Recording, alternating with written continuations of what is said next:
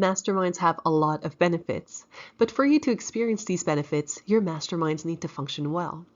Masterminds almost have their own secret recipes of what makes a group fantastic. And the good news is that I can tell you what the ingredients are. From my experience, whenever you have these things in place, we can pretty much guarantee that you will have an amazing time with your group. Now, obviously, your leadership team will support you with these values, but it's also your responsibility and your opportunity to make sure that these values are in each meeting. Let's look at these ingredients together. Your mastermind is a place where you need to feel comfortable to talk about what's great, but also about what's hard in your business. And you might have imagined, but it's a lot easier to talk about the good than the bad. But it's when you tackle the bad and let others support you on it that you're able to move ahead and become successful. So for that to happen, we need trust. Trust is the foundation of your mastermind. So how do you build trust? How do you make trust happen? First, let people know that they can tell you anything. If you are respectful, non-judgmental, and have empathy, that will happen. The other is that people need to know that they can trust you, that you giving your word is meaningful. So if you say something, mean it, be reliable. And you can also speed up building trust by showing other people that you trust them. We spoke about how hard it is to talk about what's hard. A way to build the trust even faster in your group is by opening up yourself and by being the first one to do so. If you go deep and you go there, you will create an aura of trust around you and you will invite other people to follow into your footsteps. The next ingredient is courage.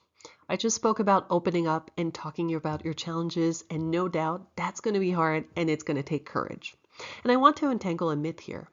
Talking about what's hard might feel vulnerable, but let's get this clear, it is not weak. It's actually one of the toughest things anyone can do. To put yourself out there exactly for who you are. No need to embellish, no need to hype things.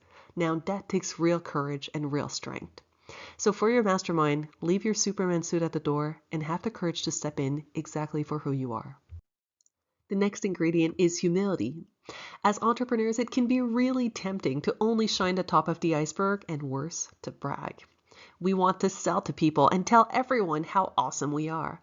But this is why there is no selling that happens in the mastermind between any one of you, not here, because you're not here to brag. By the way, you should all know that you are worthy of being here exactly who you are. So also, don't let imposter syndrome creep in and make you wonder, am I as good as all the other people in the room? Understand the difference between being worthy and entitled. Let's also touch upon our pride, our ego. Pride gets in the way of us opening up and being honest. It also gets in the way of having us hear and taking in feedback. It makes us defensive and it builds a wall around us. When people give you feedback, it's not a criticism to you. It's an opportunity to learn and do something better. So hear other people's opinion. And also, when your turn comes to support others, share your experiences as a peer, not as a superior or an expert. Next is positivity. Your mastermind will last over many months, and running a business is a roller coaster. So during this time, you'll likely have amazing highs, but also, unfortunately, some deep and stressful lows. One thing that's essential is that even if you hit rough patches, you should have the ability to go back to a good place. Running a business is a lot of a mindset game, and being able to move ahead, learn, and be excited despite all the dips is really important. Make your mastermind a place that can support you with this. Put in some good energy, humor, laughter, making a place where you're happy to come back to. It will help all of you. And by the way, positivity and good energy are contagious. Bring your smile, your energy, and especially be generous with it to those that are going through a tougher time and really need it. And obviously, this doesn't mean that you don't talk about what's stressful and painful. To the contrary, it simply means that when things don't turn out as they should, and they will, this is entrepreneurship and there's a lot of learning, don't look at blaming someone or only seeing what's bad. Learn to appreciate the hiccups and the rough patches because they always hold something that you can grow from. These are such important skills to have. It's going to help you be resilient, and that's one of the top skills any entrepreneurs can have. It will give you strength on your journey and in life at large. Next is generosity. You are likely stretched very thin because entrepreneurship does that to us. So make your meeting count. When you are there, if you are able to tune in at 110% into each other, trying to help and support, what you're going to discover is that you will receive more than you are giving in ways that you cannot imagine.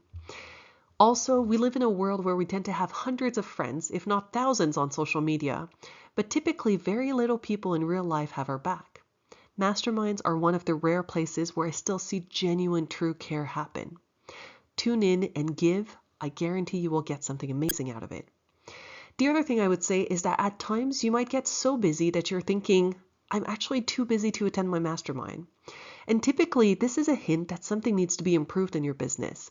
It might be what you're working on, how much time you're spending on some things, or how you're tackling things. Maybe what you need is less perfection and more delegating. Whatever the solution might be, your mastermind can help you with this. Talk to your peers about it and work together at solving this. Last but not least is Wholeness. A mastermind is a place where you can talk about your business, but also about personal things. As a small business owner, you are your business. There's no part of your brain that's completely separated for your business compared to all the rest of it. It's the same brain, the same body, the same person.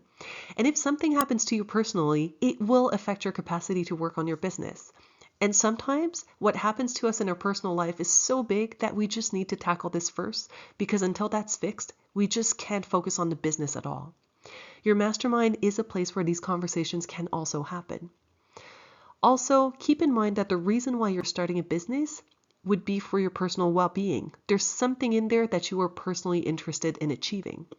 Conversation about whether your business is truly aligned with your personal needs are always welcome. I'll end by saying that what we've covered here goes a lot further than your mastermind. These are values that in your everyday life can make people want to trust you, work with you, and want to support you. It builds credibility, it builds your leadership and your ability to have a balanced life. These values can definitely help in your personal life and in your business at large. So I'd say think bigger than your mastermind. What small changes can you make today that can help you add more of these values in your life? And then don't hesitate to use your mastermind as a practice ground to start taking these next steps.